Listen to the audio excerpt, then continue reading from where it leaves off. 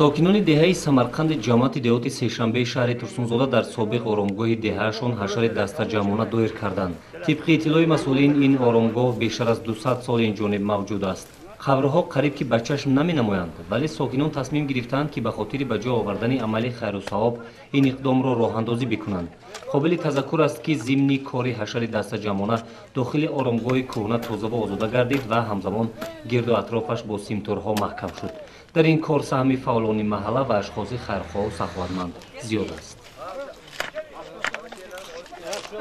мана тамоми мардуми деҳая ҷамъ карда оромгоҳ гирди атрофи оромгоҳро обод кардан тоза карда шудем. мо мехоҳем ки иди наврӯза бо шукӯҳи баланд пешвоз гирем. ман ба қариби ташриф овардан пешвои миллат мо аз ин сарбаланд ҳастем. одамони деҳаи Самарқанд ҳама вақт ин чорабиниҳо ҳама ташкил кардан ба ҳама сарҷамъ мешавад.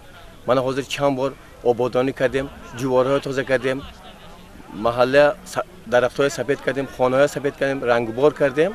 ин ман хурсандам ки сарҷамона ҳама хушбахтона иди наврӯза гузаронида истодаем.